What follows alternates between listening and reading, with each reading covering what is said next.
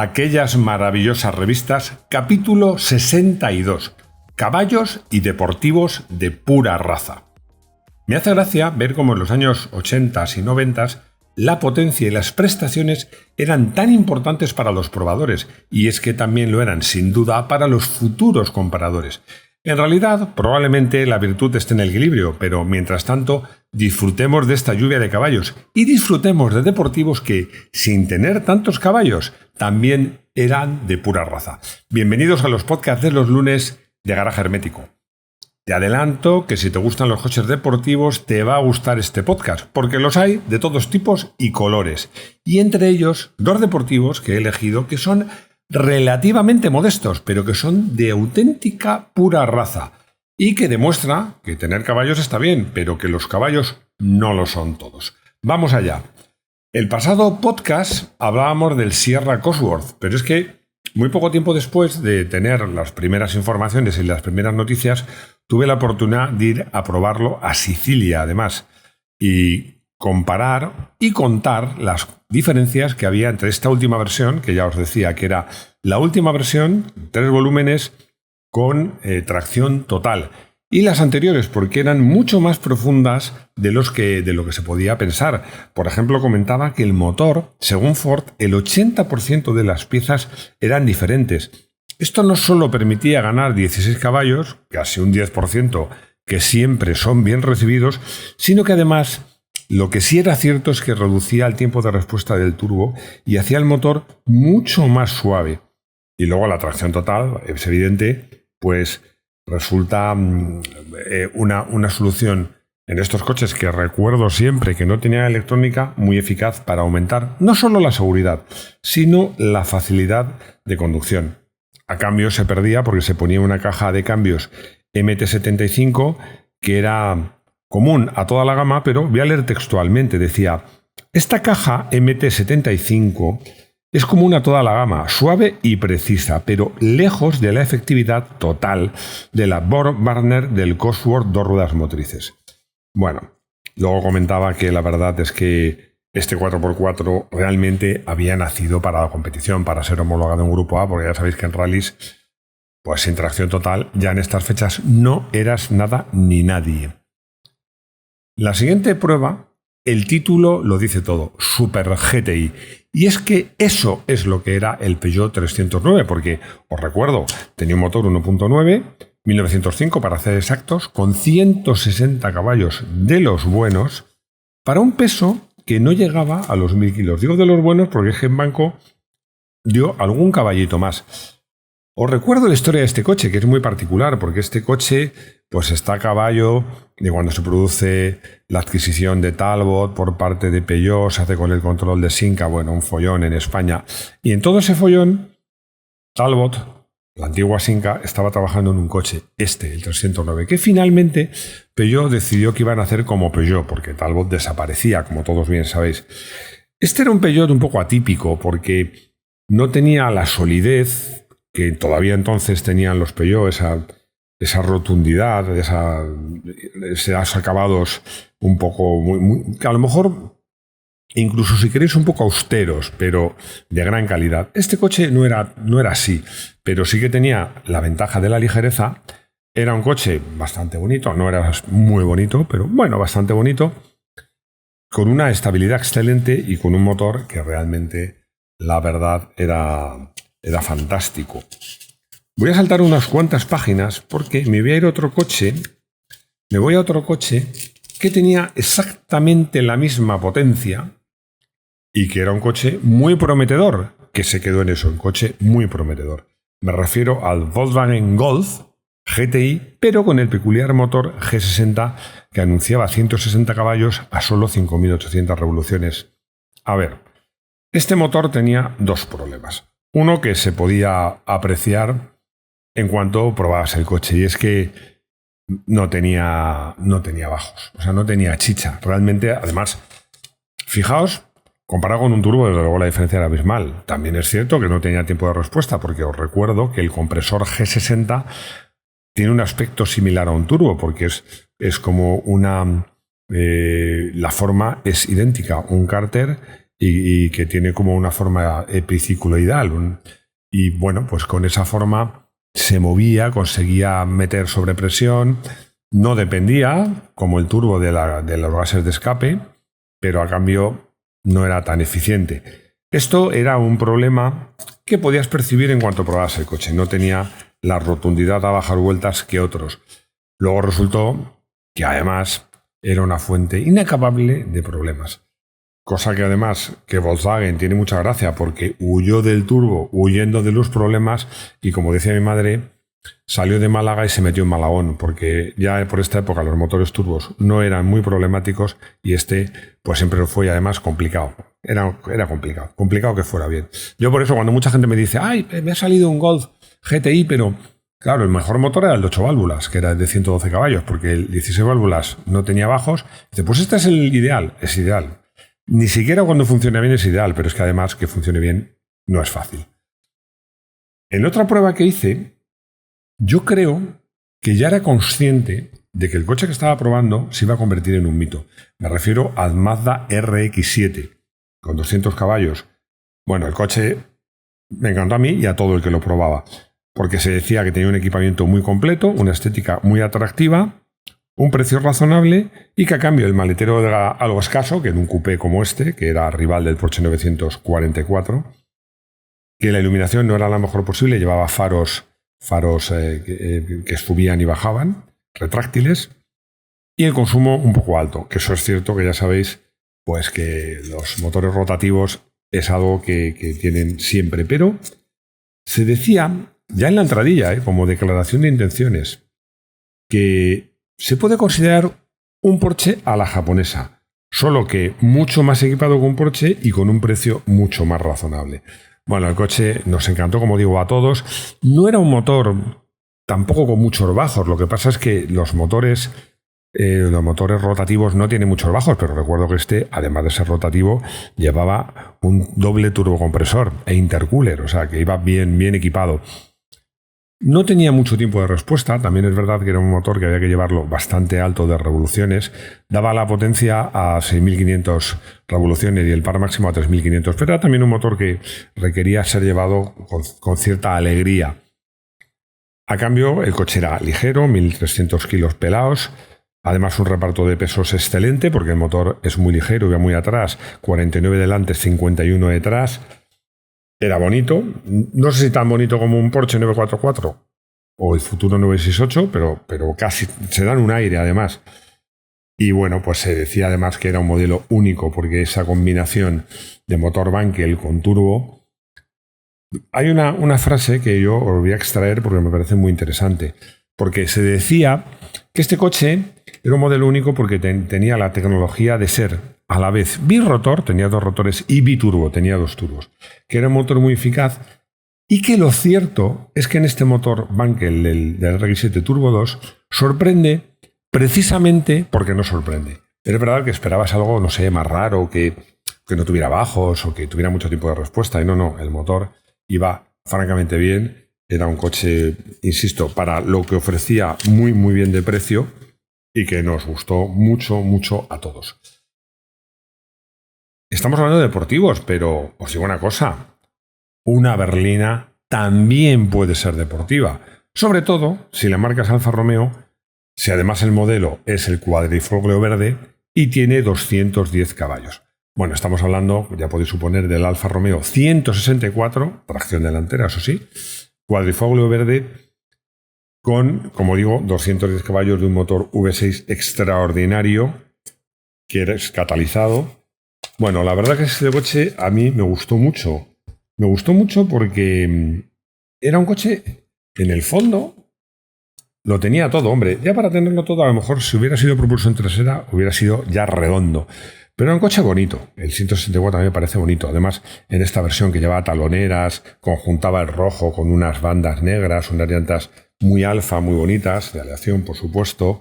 El frontal, muy Alfa Romeo. La trasera de este coche, que las traseras siempre digo que es un poco olvidado. No era tan mazacote, era rotunda, pero el alerón, un pequeño spoiler, no alerón, era discreto, estaba muy bien integrado. El coche era bonito, era amplio, era confortable, era cómodo. Tenía buena estabilidad, corría muchísimo. Bueno, es un coche que realmente, como clásico, extraordinariamente recomendable, porque era un coche que iba francamente bien. Vamos a hablar ahora de un deportivo más puro que el Alfa Romeo 164 cuadrifoglio verde, más eficaz, pero no más potente, sino bastante menos potente. Para mí uno de los deportivos más puros y mejores que de estos años, que era el Toyota MR2, que tenía un motor de solo 160 caballos, pero que claro, cuando ponemos en la ecuación un peso que no era tan ligero, porque este coche era tipo Targa, pero bueno, estaba en 1100 y pocos kilos, y sobre todo el hecho de que este coche llevaba motor central, que es el rasgo característico del MR2, pues hacía de él un coche, bueno, en carreteras viradas era una máquina, porque enlazaba curvas con una facilidad, la suspensión, como el equilibrio del coche era tan bueno, fijaos que en el podcast pasado decía que un Ferrari, no recuerdo cuál, tiene un reparto de pesos perfecto, y quiero recordar que hablaba de 43-67. Este tiene 43-57, el Ferrari, este 42-58. Bueno, como os digo, prácticamente perfecto. Era un coche que enlazaba curvas con una facilidad pasmosa y, como os decía, el equilibrio era tan bueno que no requería ni unos neumáticos excesivamente anchos ni unas suspensiones excesivamente duras. El coche era bonito, no espectacular, pero sí bonito, sigue siéndolo. Es un coche un poco olvidado y que realmente era un coche extraordinario y sigue siéndolo. Pero el coche que vamos a hablar ahora es un coche que ha hecho historia. Ha hecho verdaderamente historia. Ha hecho historia y además ha conseguido algo que tiene mucho mérito, que es cambiar no mi forma de ver los deportivos, sino mi forma de ver los deportivos y la de mucha gente. Estoy hablando del Mazda MX-5, del primero que hicimos la primera prueba en estas fechas. Bueno, os podría dar la prueba entera, porque no tiene desperdicio, no porque la escribí yo, no porque la escribiera yo, sino porque es que el coche no tenía desperdicio, había mucho que contar. Decíamos que a lo mejor la estética, con o sin techo, da igual, es bonito de todas maneras. Un bastidor eficaz y equilibrado, una conducción divertida y agradable. Una cosa sorprendente, que no tenía ráfagas. ¿Por qué? Porque tenía faros retráctiles y no tenía faros supletorios. Había que ponérselos, porque las ráfagas, aunque se levantaban los faros, era muy lenta. Y luego, dos defectos, pues de alguna manera previsibles. Una, siendo un coche japonés de esa época que no tenía mucha autonomía, a pesar de que no gastaba mucho. Y la otra, que el maletero era muy reducido. Pero en la entrada decía, hay coches diferentes que no pueden medirse por el mismo rasero que los demás. El Mazda MX-5 es uno de ellos, un deportivo muy especial, atractivo tanto en su estética como en su mecánica, muy divertido de conducir y con un precio que nos permite soñar despiertos. Luego había aquí un pequeño recuadro con unos símbolos en japonés que estaban en la tarjeta del ingeniero que, bueno, en la presentación pues me dio información acerca del coche, de las suspensiones, que son una maravilla. Y contaba, esta grafía japonesa que figura en la tarjeta del responsable técnico del proyecto, que es Hirai-san, en castellano quiere decir el jinete y el caballo forman una unidad y representan la filosofía que ha presidido este modelo. El Miata decía que era la denominación de otros mercados y que a mí me gusta y me sigue gustando más que MX-5, era un coche extraordinario. La verdad es que nos sorprendió a todos para bien, a todos y para bien. Se comentaba que es un coche tan pequeñito y biplaza que no sobraba espacio. Esto me hace mucha gracia porque yo que he probado todos los Mazdas, pero he tenido los dos últimos. Es una virtud que siguen teniendo. Es un coche que dice, no sobra espacio por ningún sitio. O sea, no tiene una habitabilidad que digas, sobra. No, vas justo, pero vas cómodo. No te rozas, ni siquiera yo que mido 1,87 con el pelo en el techo, ni con debajo en las rodillas en ningún sitio. La verdad es que era, en ese sentido, el habitáculo está muy bien diseñado, incluso para gente de talla alta. Voy a leer la conclusión, porque la conclusión es muy, muy interesante y yo creo que resume un poco pues lo que yo sentí por el coche y que al final pues yo creo que todos los probadores lo sentimos. Un coche que voy a dar dos datos antes de leeros este resumen, que el peso era de 950 kilos y la potencia de 115 caballos de un motor 1006 que subía muy alegre de vueltas y que bueno, pues era un motor de doble árbol, 4 válvulas, sin turbo. atmosférico, unos neumáticos adecuados, 185/60 que no eran excesivos, un reparto de peso que estaba muy bien, 52 delante, 48 detrás. Os voy a leer la conclusión. Decía: no podemos ocultar que el Mazda MX-5 nos ha cautivado. Nos gusta la filosofía del coche, nos gusta lo bien hecho que está y lo divertido que es.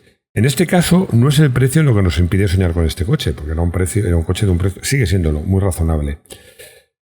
Es el saber que comprar un MX-5 es como comprar una moto grande. Ambos cuestan bastante, solo sirven para dos y mejor sin equipaje. Tenemos que tener otro coche o ser muy estoicos, pero sea cual sea la solución, merece la pena planteársela.